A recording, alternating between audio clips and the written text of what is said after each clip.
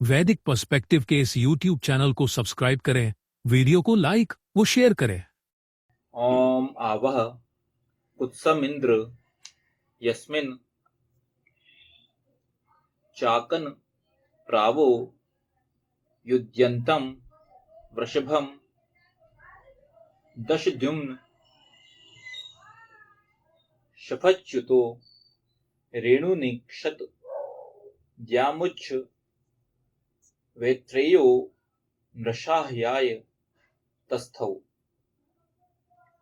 रक्षा की कुत्स की, इंद्रियों को वश में करने वाले ने, जिसमें कामना की, प्रकृष्ट रक्षा की, युद्ध करते हुए वृषभ की, दशद्युम्न की, शफच्युत रज ने अथवा धूल ने प्राप्त किया, द्यौ को ऊपर स्थित हैं दो क्षेत्रेय पुरुषों के सहाय के लिए। यह मंत्र जो लिया गया, यह ऋग्वेद के प्रथम मंडल के 33वें सूक्त का यह 14वां मंत्र है ना। तो जो स्ट्रांग होगा वही क्षमा दे सकता है। तो धर्म का सेकंड लक्षण है क्षमा। तीसरा है दम, दमन करना। दम मतलब दमन से बात होगी। दमन मतलब आपकी कैपेबिलिटी, आप चीजों का दमन कर सके। असत्य अधर्म का दमन करने वाला है ना, उनको दबाने वाला, उन्हें आगे न बढ़ने देने वाला, दमन करने की आपके अंदर वो बात होनी चाहिए। जैसे इस पिछले वाले मंत्र में भी हमने बात की कि आप चीजों को छिन्न भिन्न करने वाले बने, शत्रु को छिन्न भिन्न करने वाले बने।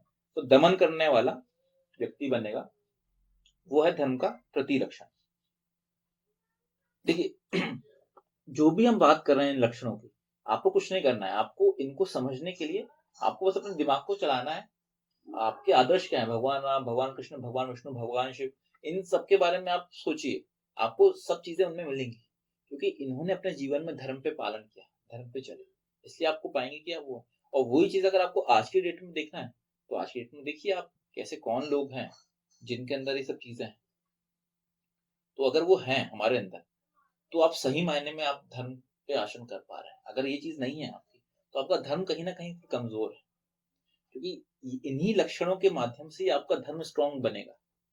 अगर हम अधीर हैं, हम धैर्यवान नहीं है, अगर हम किसी को क्षमा नहीं दे सकते, है ना, हम अगर दम नहीं कर सकते, हम हमारे अंदर इतनी शक्ति नहीं है कि हम किसी गलत चीज का दमन कर सके, तो फिर आप धर्म पे आसन कर ही नहीं सकते। तो उसको हमें अपने आप पे भी लेके चलना पड़ेगा। चौथा है अस्तेय। अस्तेय मतलब वही हो गया कि ऐसा व्यक्ति जो कि गिद्ध की दृष्टि वाला ना हो किसी और पे, है ना। मतलब क्या होता है, जैसे हमारा यजुर्वेद में बोला गया है, माँ गृध कस्वित धनम, मतलब कि किसी के धन पे गिद्ध की दृष्टि न बने, किसी को हड़पने वाला ना बने। जैसे रावण था, रावण बिल्कुल इसके अपोजिट था। उसने अपने भाई की ही, मतलब कुबेर से ही वो लंका हड़प लिया था। वही बाली था जो सुग्रीव की ही अपनी, उनकी पत्नी को ही अपनी पत्नी बना दिया। तो ये जो लोग हैं, ये हैं इसके एकदम अस्तेय के अपोजिट वाले हैं। और अस्तेय वो होता है जो कि इन चीजों से ऊपर रहता है। वो किसी के धन पे, किसी के औरत पे, इनको इनसे मुक्त रहता है। मतलब इस पे हड़प, मतलब लालच वाली जो चीज है, इन सब चीजों से वो मुक्त रहता है। चौथा है, पांचवा है शौच। शौच मतलब शुद्धि, शुद्ध, सफाई। मतलब इसलिए बोला जाता है कि स्वच्छता आधा हिंदुत्व है। क्यों बोला जाता है कि साफ सफाई अगर नहीं होगी, तो आपके धर्म का लक्षण, मतलब वहां पे आप है ही नहीं। एक जो व्यक्ति है जो धर्म पे आसन करने वाला है, वो गंदा नहीं हो सकता। वो साफ सुथरा रहेगा, एक अच्छा जीवन जिएगा, उसके घर में साफ सफाई रहेगी। क्योंकि सफाई से ही आपका जो मेंटल है चीज है, मेंटल पीस है, जो मेंटली आपका जो दिमाग चलता है, वो सफाई से चलता है। एक गंदे इंसान में, गंदी जगह पर रह के गंदा व्यक्ति कभी भी धर्म पे आसन नहीं कर सकता, क्योंकि गंदगी हमेशा नेगेटिविटी के साथ जुड़ी हुई है। आप देखेंगे गंदी जगहों पे ही ये चमगादड़, ऐसी बहुत सारी गंदी मकड़ियां, ये सब गंदे सब रहते हैं। इन्हें को भी अच्छा नहीं माना जाता। क्यों नहीं माना जाता? क्योंकि ये सिर्फ नेगेटिविटी को लेकर आते हैं। और जो धर्म है, धर्म हमेशा पॉजिटिविटी के साथ है। तो जो शौच है, वह शुद्धि, क्लीननेस, इसकी बात करता है। ये पांचवा लक्षण हो गया।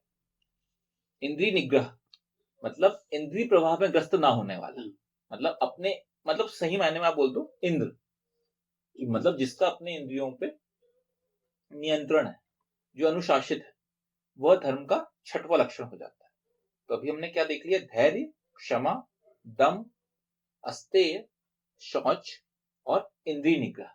इंद्रिय निग्रह मतलब अपनी ज्ञानेंद्रियां, कर्म इंद्रियां, मन, इन पे कंट्रोल करने वाला व्यक्ति ही धर्म पे सही मायने में आचरण कर सकता है, धर्म का लक्षण है। सातवां है बुद्धि। धीर मतलब बुद्धि, बुद्धिमान। मूर्ख व्यक्ति धर्म पे आचरण नहीं कर सकता। आपकी बुद्धि स्ट्रांग होनी चाहिए, आप बुद्धिमान हो, आपका दिमाग अच्छा हो, शार्प बने, आप ज्ञानवान बने। बुद्धि का कनेक्शन ज्ञान से, बुद्धि का कनेक्शन वेद से है। वेद मतलब ज्ञान। तो आप अगर वेद को पढ़ रहे हैं, वेद पे आचरण कर रहे हैं, तो आपकी जो माइंड है, आपकी जो बुद्धि है, वो ऑटोमेटिकली शार्पन होगी, वो बढ़ेगी। आप अगर कोई मंत्रों को पढ़ रहे हैं, आप अगर आप बुक्स पढ़ रहे हैं, तो आपका ज्ञान बढ़ता है।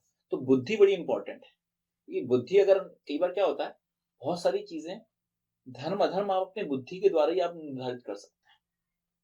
कि अगर आपकी बुद्धि चल रही है, दिमाग है आपका, तो आप बहुत सी चीजों को लॉजिकली सोच सकते हैं, नहीं ये तो अधर्म है, ये धर्म।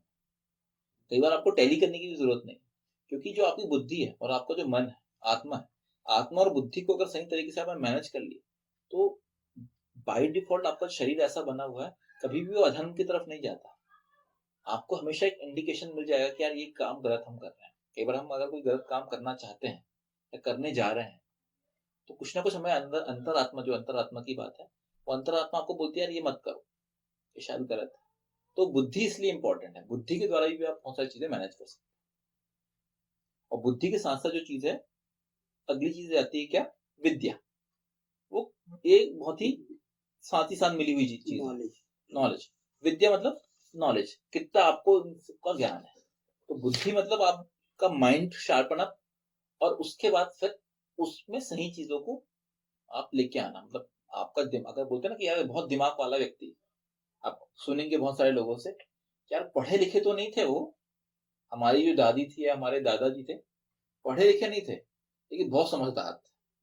कैसे थे वो? इसलिए थे क्योंकि उनकी बुद्धि बहुत जबरदस्त थी। भले उन्होंने एक्चुअल में ऐसी वो नहीं पढ़े लिखे, लेकिन वो दिमाग बहुत शार्प हुआ करता था। तो जो शार्प दिमाग वाला है, वो बुद्धि वाला है, वो अगर विद्या अर्जित कर ले, तो देखिएगा वो बहुत आगे चला जाएगा। इसलिए विद्या के बारे में बात की जाती है, पढ़ाई, नॉलेज, ये क्यों बात की जाती है कि आप इनसे क्या, आपको बहुत ज्यादा, आप अपने लाइफ में आप आगे अचीव कर सकते हैं। इसलिए आप देखेंगे गवर्नमेंट वगैरह जो है, लगी रहती कि भाई लोगों को राइट टू एजुकेशन वाले जो स्कीम्स चलती हैं, कि हर व्यक्ति को अधिकार है पढ़ाई करने का, एजुकेशन का, वो यही है कि विद्या के द्वारा ही, विद्या ददाति विनयम, ये जो पूरे हैं सब चीजें विद्या के द्वारा ही आप कर सकते हैं। तो विद्या एक 8वें नंबर का धर्म का लक्षण है। 9वां है सत्य, ट्रुथ, राइटफुलनेस, मतलब ऐसी चीज जो सही है, सत्य। अब सत्य की डेफिनेशन आप बोल सकते हो, सत्य मतलब शाश्वत सत्य, मतलब कहीं पे भी गलत नहीं, आप सत्य का साथ दीजिए। इसलिए धर्म और सत्य का बहुत ही, मतलब आप बोल सकते हैं बहुत ही kind of a similar type की चीजें हैं। सत्य धर्म इसलिए बोला जाता है ना कि धर्म की, सत्य की कभी चौड़ी दामन का साथ है। हमेशा सत्यमेव जयते जो बात बोली जाती है, सत्य की ही जीत होती है। सिमिलरली धर्म की भी हमेशा जीत होती है। सत्य और धर्म ऑलमोस्ट सिमिलर है, इसलिए धर्म के लक्षण में सत्य आया है। जो सत्य है, सही है, उसका अगर आप साथ देंगे, इसलिए आप देखेंगे जब हम बात करते हैं कौरवों पांडवों की, तो वहां पे क्या भगवान कृष्ण ने सत्य का साथ, धर्म का साथ, कौरवों का साथ नहीं दिया, उन्होंने वहां पे पांडवों का साथ दिया। तो ये यहाँ पे सत्य जो है 9वां लक्षण है। और जो 10वां लक्षण है बड़ा इंपॉर्टेंट, वो है अक्रोध।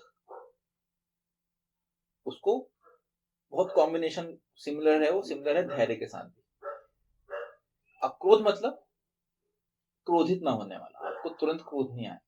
अब यहाँ पे क्या है, अगर आप धैर्यवान नहीं है, तो देखिए आप क्रोध आपके बहुत जल्दी आए। बहुत सिमिलर चीजें हैं ये।